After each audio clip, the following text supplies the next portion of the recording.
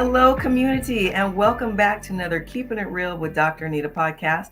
I am your host, Dr. Anita Polite Wilson, C-Suite Trusted Advisor, Board Director, and Diversity, Inclusion, and Belonging Strategy Consultant, helping members of the C-Suite and their teams reframe diversity conversations from difficult to different. We are headed into the month of Thanksgiving, the month of November, hence the pumpkin color. And I am so excited to have as our guest this month for this real conversation from the C-Suite, Ms. Jasmine Bellamy, head merchant and culture transformer for Reebok, and a woman who is recognized by Sports Illustrated as among the top 100 influential Black women in sports. Jasmine, welcome to the show, and thank you so much for making some time for us today. Thank you. I appreciate being here. Of course. Before we get started, I want to know how your doctoral work is going. The last time we spoke, it was in spring, and you were telling me about some constructs that you're working on. How's that going, and how are you enjoying the journey so far? Yeah, I'm thrilled, and I appreciate you for asking. I'm in a cohort that is focused on the redemptive imagination of the marketplace at Fuller Seminary, and that alone, just being a practical theologian, really just opens up an opportunity to really explore my context and bring my redemptive imagination to it. And so just to sit in that work with incredible scholars along with me under the leadership of Dr. Michaela O'Donnell, I'm just having a blast. Redemptive imagination. Give us a little bit more about that. Yeah, it's particularly with my work in love, it really is about bringing love into the context of the marketplace and what would it look like to create a new system that is rooted in love. And so that's, love is a transforming force. And so that is really the work that I'm going to be doing over the next several years. So I was going to save that. But since you went there, let's go with the flow of the conversation. Mm-hmm. So I know that you mentioned love a lot when it comes to work. And some people are going to get a little like, this is about like making some money. This isn't about love. So what on earth are you talking about? And is that appropriate in the workplace? Yeah, I mean, I would say it's the most appropriate in the workplace because there are humans in the workplace. Mm-hmm. And love is really about understanding the value of every human person and creating spaces where everyone can really flourish. And so if we're operating from that point of view, how we lead, how we manage or construct business will adjust to, it's going to be different than if we're looking at humans as objects. So for me, when I look at love as a framework, I am thinking about what does it look like to see the value of every human person? Mm-hmm. What does it look like for them to flourish? What does it look like for them and the business to flourish? I often talk about at the intersection of business and culture or people. And so if we can look at creating a system where people can really be able to be fully themselves because they are tapping into the gifts that are in them and they're able to contribute into a system that then all of us grow in this interdependent kind of fashion. That's where we all start to get to the win-win. And so that's really how I look at bringing love into the workplace. Love is so much more transformative, so much more powerful, so much more durable than the romantic spaces we leave it in. Mm-hmm. So if anything, it is a critical transforming agent.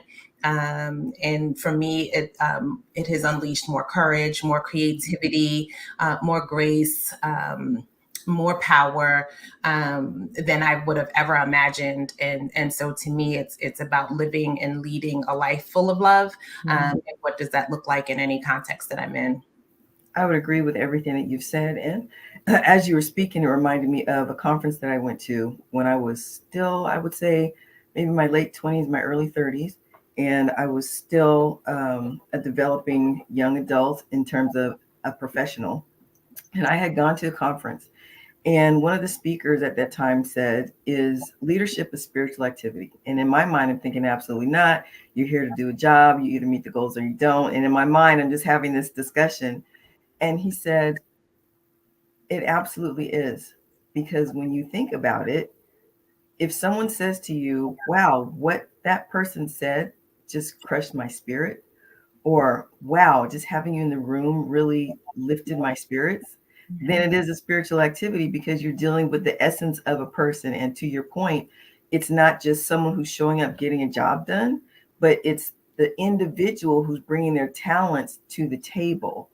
And in that sense, it's about belonging. Would you agree with that as well? Yeah, I mean, it's also about purpose and Mm-hmm. meaning, and what allows people to feel good about their contributions. I when I look at love, particularly when I think about the context of the workplace, I often put fear in as its opposition. Mm-hmm. And if we're really honest, fear is what has usually driven the values and the culture of a lot of our workplaces. And fear, in and of itself, um, as I often say, is the kryptonite to creativity. It Mm-hmm. is the absolute opposite that is not going to unleash anyone's potential. And so, if love would be if fear is the counter to love in that sense, what more can love actually unlock? Mm-hmm. Um, and what I have seen on my teams, I mean, and it's the words that people tell me, what it is that they feel as a part of my team because of the fact that I lead with love, that they feel more confident, that they've tried things that they've never tried before, that they feel safe, that they can come to work and tell their cultural stories because they know that they'll be welcome there, that they are not being dominated, but we're having conversations where they're being empowered. And so all of those things, I often say that love is a posture. Mm-hmm. How do we move through life? How do we look at life through a lens of love, and how we see people? It all matters, and it definitely impacts how we lead them. Mm-hmm. So for me, yes, it is about belonging. It's funny. I think it's a word that we overuse a lot these days, but it is about seeing the value of every human person and being able to be in these synergistic kind of experiences Mm-hmm. where together we produce more. That's really what it's about. And I think, again, when I think about fear, dominance, domination, that's just had its way in the marketplace for a long time now, and this ability to unleash the power of and the creativity of people. There's a whole new dimension we can move in when we focus in on that. Whenever I hear the word fear, I always think about that acronym, false evidence appearing real, right? Mhm. And for those who still might not be comfortable discussing how love is going to make things better in the workplace, after you and I first spoke, I thought about a lot about what you said about that. And what came to my mind in terms of an acronym for love was listening, observing, validating, and encouraging. Mhm. How much of those four words play into your construct in the workplace? Yeah, I mean, I love your construct. I have a similar one. Um, to be funny, to be honest, I had a conversation with someone once, and when I used my framework, and they were like, "We just need more letters," and I'm like, "Yeah, I know," but so I use multiple letters or words for each letter, and so for love, or for the L, I look at deeply listening Mm-hmm. is definitely being one of the first ones. But I also add to that, look again, which is the etymology of the word respect. Mm-hmm. How we see people really matters. So how we look at them, and taking a second look as opposed to whatever that first thought that came to mind, which is usually very colored by unconscious bias.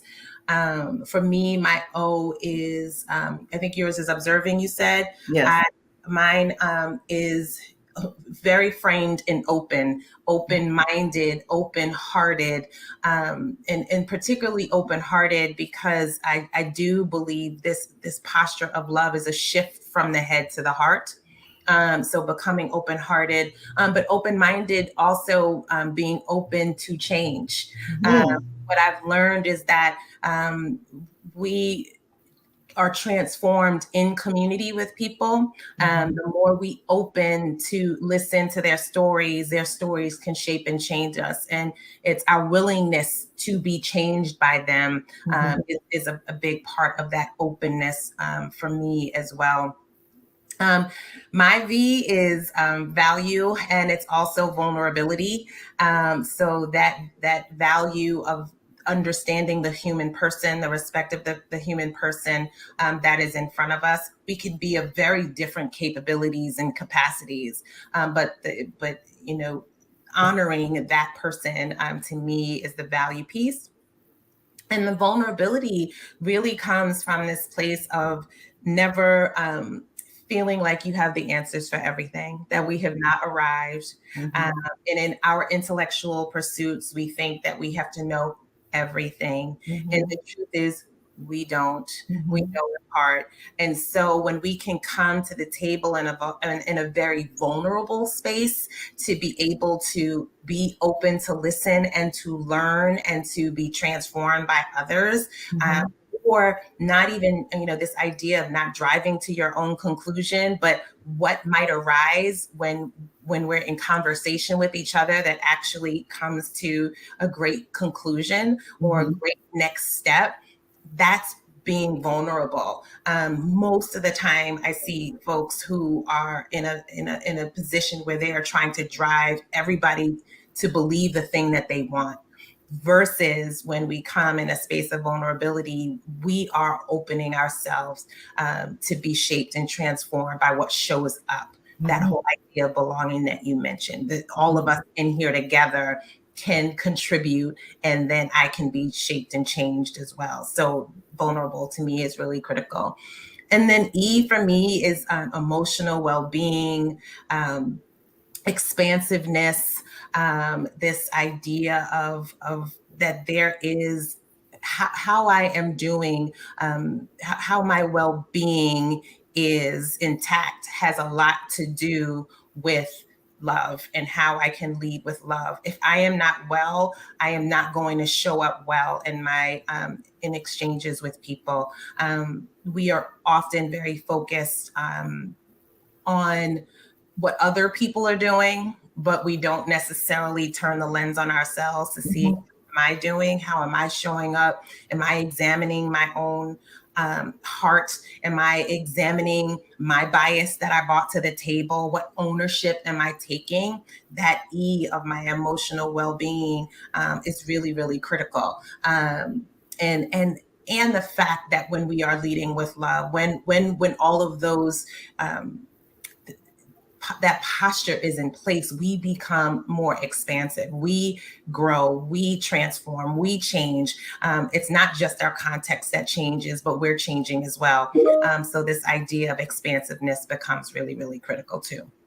The minute you said expansiveness, I immediately went to having a growth mindset. Community, what a way we have started to kick off this series of real conversation from the C-suite with Ms.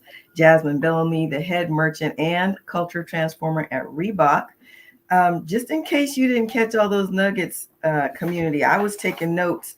So in talking about love in the workplace, the acronym that Jasmine has come up with, the L would be listen deeply and look and acknowledge people's presence and respect them. Being open-minded, open-hearted, and open to change, that is huge. And when I think about that, I think about the three theories that I always have as foundational for my work. The Gestalt theory that says leaning into ambiguity. You don't know what's going to happen. Contact theory that literally is about getting people together. And nudge theory that just says little by little, we can change our mind and our attitude and our actions if we want to. And then the V, value and vulnerability. And I really want us to dig into vulnerability in that next conversation, because leaders are still under the assumption that because they're in a leadership role, they're expected to know everything. So Jasmine, when you come back, I want to talk about how do we get leaders to understand vulnerability is not the same as weakness. And then finally, the E was for emotional well-being and expansiveness. Wow, community, what a way to kick off our conversation. being thankful about leadership and leaders that get it, like Ms. Jasmine Bellamy. Please come back for our next conversation. In the meantime, if you want to hear this podcast again or any of my previous podcasts, you know where to go. Go to dranita.com. Remember to spell out the word doctor. And on a landing page in the top in the center, click on the link that says Keeping It Real Podcast. And if you want to learn more about my services and resources, spend a little bit of time on the website. And as always, I'm going to ask you to get in the flow with me, follow, like, and overshare any previous broadcast that helps you reframe diversity conversation from difficult to different. Please share them with your network. Until next time, this is Dr. Anita reminding you to stay blessed and keep it real.